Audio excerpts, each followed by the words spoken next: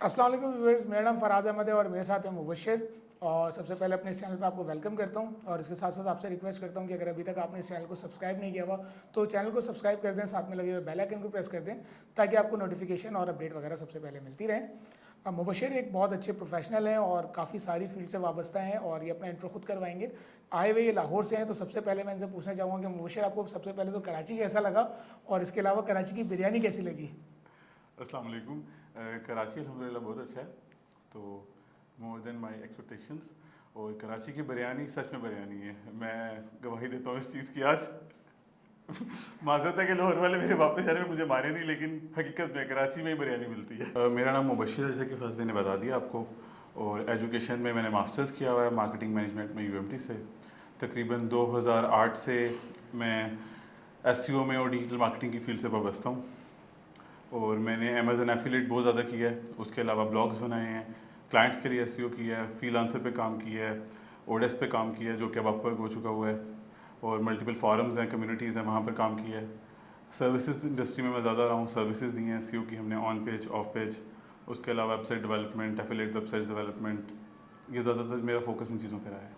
तो जैसा मैंने आपको बताया कि मुबशिर जो है वो काफ़ी अच्छे और एक्सपीरियंस प्रोफेशनल हैं और मैं इनको काफ़ी सालों से जानता हूँ। और इसके अलावा ये फ़ारिस के बहुत अच्छे दोस्त हैं और इनका जो है वो तब ऑलमोस्ट काफ़ी सारी फील्ड्स में बहुत अच्छा एक्सपीरियंस है। तो आज जो मैंने इनको बुलाया, मेरा मकसद इनको बुलाने का था कि एक तो ये कराची आए हुए थे, तो मैंने सोचा कि इनको क्यों ना जो है वो अपने चैनल के ऊपर लेकर के आएँ और इनसे कुछ चीज़ों में बात करें। तो सबसे पहले जो मेरा इनसे सवाल है वो ये कि मेरे पास आजकल बहुत सारी क्यूरीज आ रही हैं एसईओ से रिलेटेड, और मोस्टली हो ये रहा है कि बहुत सारे लोग हैं जो इस तरह से कह रहे हैं कि एक तो ये कि जो चीज़ें आउटडेटेड हो गई हैं उनको बहुत सारे गुरुज या मेंटोर्स उनको आज सिखा रहे हैं और वो आज वो काम करना चाह रहे हैं। जिसमें से सबसे ज़्यादा जो चीज़ें मेरे पास आ रही हैं वो ये कि हम जो है वो एक ब्लॉग बनाना चाह रहे हैं, हम एक 10-20 आर्टिकल लिखेंगे और उसको जो है वो डालेंगे और वो रैंक हो जाएगा और उसके बाद जो है वो इस तरह से काम करना शुरू कर देगा और उसके बाद जो है वो एडसेंस से मोनेटाइज होगा और हमारे पास पैसे आना शुरू हो जाएंगे। तो मुबशिर, आपका इस चीज़ में काफ़ी एक्सपीरियंस है, आप बताएं कि क्या ये थ्योरी इसी तरह काम करेगी कि अगर मैं आज एक ब्लॉग बनाना चाहता हूँ आजकल, क्योंकि वो डील्स भी आई हुई हैं होस्टिंग वगैरह की, तो लोगों का कॉन्सेप्ट ये है कि हम होस्टिंग की डील लेंगे और एक ब्लॉग बनाएंगे और वो रैंक होगा और उससे पैसे आना शुरू हो जाएंगे, तो इसके बारे में आप हमें बताएं। अच्छा, ऐसा है कि जो गुरुज और मेंटोर्स ये क्लेम करते हैं कि ये चीज़ें आज भी चलती हैं, वो शायद चला सकते हैं इनको। ठीक है, बैकएंड पे वो क्या करेंगे, उनकी सीक्रेट सॉस क्या होगी, वो आपको नहीं बताएंगे। बट ये है कि आजकल 2021 में आप 10-15 आर्टिकल्स डाल के, बेशक कंटेंट की लेंथ जो मर्जी हो, आप उस तरीके से ब्लॉग नहीं चला सकते जैसा कि आप 2010, 11, 12, 13 में चला सकते थे। अब चीज़ें काफ़ी चेंज हो चुकी हैं। आप जिसकी बात करें फराज भाई, वो माइक्रो निश वेबसाइट कहलाती है, ठीक है, जो 4 पेजेस की, 5 पेजेस की हो सकती है, 10 पेजेस की हो सकती है। तो अब वो चीज़ें नहीं चलती, वो EMD डोमेन्स पे चलती थी जो एग्जैक्ट मैच होती थी पहले, और उनके ऊपर आर्टिकल्स भी जो डाले जाते थे, शॉर्ट टेल, उसके बाद लॉन्ग टेल्स करके डाले जाते थे।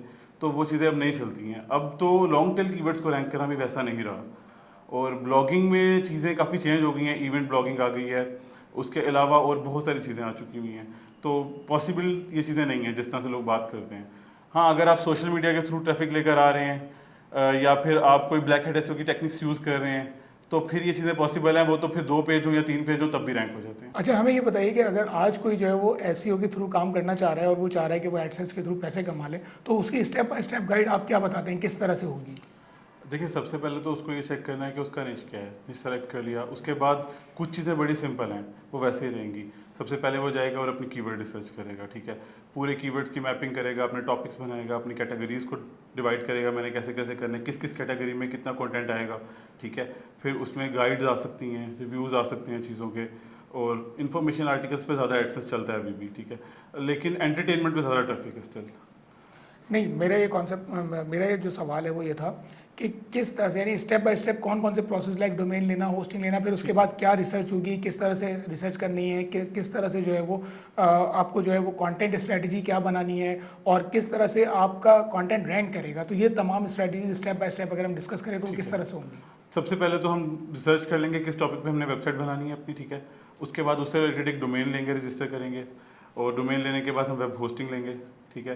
वेब होस्टिंग लेने के बाद जो काम होगा वो कंपैटिटर रिसर्च होगी, कौन कौन से कंपैटिटर हैं जो काम कर रहे हैं, और उसके बाद जो कीवर्ड रिसर्च का स्टेप आ जाएगा, आप अपने कंपैटिटर के कीवर्ड्स को कंपाइल कर लेंगे, फिर अपनी रिसर्च कर लेंगे, कंपटीशन देख लेंगे, उनका वॉल्यूम वगैरह चेक कर लेंगे कीवर्ड्स का।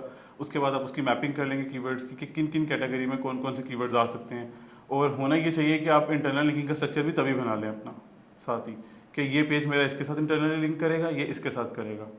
उसके बाद जो है वेबसाइट के आप कोई भी CMS वगैरह इंस्टॉल करेंगे और अपनी जो ब्लॉग हैं वो वीकली पोस्ट करना शुरू करेंगे उसके ऊपर। एटलीस्ट आपके कोई 30-40 पीसेज ऑफ आर्टिकल चले जाएं, उसके बाद जाके आप एडसेंस के लिए अप्लाई करना चाहिए आपको। ठीक है, तो ये कंटेंट जो हमारा डलेगा ये रैंक किस तरह से होगा? कंटेंट रैंक किस तरह से, ये सबसे आपने जो है ना वैलिड क्वेश्चन किया है, जिसके बगैर कोई फ़ायदा नहीं है किसी भी चीज़ का। कंटेंट रैंक करने के लिए तो आपको स्ट्रैटेजी बनानी पड़ेगी, ठीक है। उसके लिए आपकी ऑन पेज एसईओ होना बहुत ज़रूरी है। आपने अच्छे से प्लगइन्स लगाए होंगे अपनी वेबसाइट में, और जैसे कि मैंने पहले बताया इंटरनल मैप आपका होगा पूरा एक, उसके अलावा साइड मैप आपका होगा, ठीक है। जब ऑन पेज एसईओ अच्छी हो जाएगी, इमेजेस आपके ऑप्टिमाइज होंगे, टाइटल्स आपके ऑप्टिमाइज होंगे, डिस्क्रिप्शंस ऑप्टिमाइज होंगी, आपकी सारी चीज़ें। उसके बाद ऑफ पेज एसईओ वाला फैक्टर आ जाएगा जिसमें आप बैकलिंकिंग करेंगे, ठीक है। बैकलिंकिंग आपको डे 1 से अपनी स्टार्ट कर देनी है, ठीक है। अपने वेबसाइट के सोशल प्रोफाइल्स वगैरह बनाने हैं, ठीक है। उसके बाद जो है आपको फाउंडेशन बैकलिंक्स हम लोग जिनको बोलते हैं, पुशअप्स के लिए मिलते हैं, हमें पास प्रोफाइल्स होते हैं, ठीक है। हमारे फाउंडेशन बैकलिंक्स हो जाएंगे। उसके बाद आजकल सोशल मीडिया पे शेयरिंग भी बहुत ज़रूरी है। ब्लॉग चलाना है आपने कोई भी एडसेंस, सोशल मीडिया से आप ट्रैफिक ग्रैब करेंगे, कम्युनिटीज़ है वहाँ पर जाएंगे, पोस्ट करेंगे। उसके अलावा बैकलिंक्स में ब्लॉग कमेंट्स भी स्टिल एग्जिस्ट करते हैं हमारे, हम वो भी यूज़ कर सकते हैं। दूसरे ब्लॉग्स के ऊपर जाएंगे, आप गेस्ट पोस्ट करेंगे, वहाँ से लिंक्स लेंगे। लिंक बिल्डिंग के बहुत सारे वेज हैं, ठीक है। आप बल्कि साथ एक यूट्यूब चैनल भी स्टार्ट कर सकते हैं, जो आपकी इन्फॉर्मेशनल वीडियोस होंगी उनके साथ आप बैकलिंक लगा के वहाँ से भी ट्रैफिक जनरेट कर सकते हैं। ऑल द वे अगर ब्लॉग एडसेंस के लिए है, वो रैंक ट्रैफिक से ही हो जाएगा, ठीक है। एसईओ क्योंकि बहुत कम्पिटिटिव हो चुकी हुई है, और कीवर्ड्स जिस तरह रैंक नहीं होते एक दिन में, 3 महीने लग जाते हैं, 6 महीने लग जाते हैं। इवन कुछ मार्केट्स इतनी कम्पिटिटिव हैं वो 1 साल में भी रैंक नहीं। अच्छा, इसमें हमें एक चीज़ ये बताइए कि अगर आप इसको स्टेप बाय स्टेप बताएं कि भाई ये कौन कौन सी 5 चीज़ें हैं जो मुझे रैंकिंग फैक्टर्स में हेल्प करेंगी, तो वो रैंकिंग फैक्टर्स की 5 स्टेप्स क्या होंगे कि ये लाइक फॉर एग्जांपल बैकलिंक्स बनाना अगर है तो किस टाइप के बैकलिंक्स बनाना है, क्या है, तो वो 5 स्टेप बाय स्टेप 1 2 3 4 5 आप क्या रैंक करेंगे, किस तरह से वो चीज़ हम लगाएं कि वो ब्लॉग रैंक करे हमारा?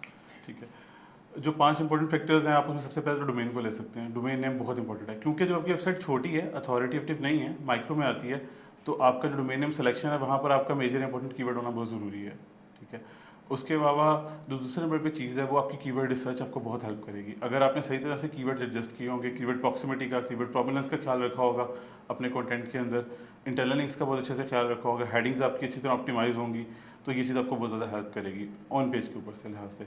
उसके अलावा आपकी सर्वर स्पीड भी बहुत मैटर करती है, आपकी मोबाइल वेबसाइट मोबाइल ऑप्टिमाइज कितनी अच्छी है वो भी बहुत ज़्यादा मैटर करती है आजकल। और बैकलिंक के लिए जो है बेसिकली बैकलिंक ज़्यादा नहीं बनाने चाहिए आजकल, ठीक है। एक चीज़ होती है बैकलिंक वेलोसिटी, कुछ लोग उस पर बिलीव करते हैं, कुछ लोग नहीं करते हैं, ठीक है। मैं उन लोगों में से जो स्टिल बिलीव करता हूँ उस चीज़ के ऊपर कि बैकलिंक वेलोसिटी ज़रूरी है। हाई पीए बैकलिंक्स भी आप बना सकते हैं, डीआर भी देखकर बना सकते हैं। मुझे ये लगता है कि ब्लॉग के लिए ब्लॉग कमेंट भी बहुत ज़रूरी है, ठीक है। और सोशल मीडिया शेयरिंग ज़्यादा ज़रूरी है। ये चीज़ें जो हैं ज़्यादा 5 स्टेप्स आप कह सकते हैं पूरे हो गए होंगे तकरीबन। ये चीज़ें बहुत इंपॉर्टेंट हैं फिलहाल बेसिक लेवल के लिए। ठीक है। अच्छा, इसमें से एक न्यूबी अगर काम स्टार्ट करे तो आप क्या समझते हैं कि उसको ये चीज़ें बाय करना पड़ेंगी, खुद से बनानी पड़ेंगी? अगर खुद से बनानी पड़ेंगी तो आप क्या समझते हैं कि किस तरह से वो स्टेप बाय स्टेप इन चीज़ों को कर सकता है, और या आप सजेस्ट करते हैं कि इनको हमें बाय करना चाहिए, क्या करना चाहिए इसके लिए हमें? देखिए, न्यूबी है तो मेरा ख्याल है वो बाय मत करे। यूट्यूब पे बेशुमार ट्यूटोरियल्स हैं, इस चैनल पे भी हैं हमारे, ठीक है। कम्युनिटी भी हैं, ग्रुप्स भी बने हुए हैं, वो वहाँ पर जाए, डोमेन नेम के सजेशंस क्वेश्चंस करे कि मैं डोमेन कहाँ से बाय करूँ, मुझे गोडैडी से बाय करना है, मुझे नेमचीप से बाय करना है, मुझे डायनाडॉट से बाय करना है, या कहीं से भी करना है। होस्टिंग के लिए भी डील्स चलती रहती हैं। अभी ब्लैक फ्राइडे आया हुआ है, ठीक है। ब्लैक फ्राइडे की बेशुमार डील्स आएंगी जो कि होस्टिंग के साथ डोमेन फ्री मिल जाएगी आपको। उसके बाद वर्डप्रेस कैसे इंस्टॉल करना है, यूट्यूब पे वो सिर्फ लिखे और बहुत सारे ट्यूटोरियल्स हैं। डोमेन सेटअप करना, वर्डप्रेस को उसके ऊपर इंस्टॉल करना, थीम कैसे कहाँ से लेना है, थीम फॉरेस्ट से भी 3 थीम्स मिल जाते हैं। उसके अलावा बेशुमार फ्री थीम्स जो हैं वर्डप्रेस के अंदर हैं, वो वहाँ से ले सकता है। लेने के बाद जो कंटेंट है, अगर बंदा इतना कैपेबल है वो खुद लिख सकता है अच्छा कंटेंट, तो वो खुद लिख लें। वरना कंटेंट वो ऑर्डर कर सकता है, अपवर्क से ऑर्डर कर सकता है, डिफरेंट कम्युनिटीज़ हैं, फेसबुक में ग्रुप्स हैं वहाँ से ले सकता है, फॉरम्स हैं वहाँ से, थ्रेड्स हैं वहाँ से बाय कर सकता है कंटेंट। एक गुरु है मार्केट के, काफ़ी बड़े गुरु हैं, बहुत फेमस नाम है उनका, नाम मैं यहाँ पे नहीं ले सकता, तो उन्होंने ये ऑफ़र दी है कि अगर आप जो है वो मेरे रेफरल से होस्टिंग बाय करते हैं तो वो आपको वेबसाइट भी बना के देंगे और उसके साथ साथ उसकी एसईओ फ्री करके देंगे। तो आप क्या समझते हैं कि अगर कोई बंदा किसी लिंक से रेफरल के थ्रू होस्टिंग बाय कर रहा है तो उसको जो है वो एक फेमस बंदा ये सारी चीज़ें करके दे सकता है, ये एसईओ भी करके दे और वेबसाइट भी बना के दे? आप इसका क्या मुझसे आंसर एक्सपेक्ट कर रहे हैं, मुझे ये बताएं।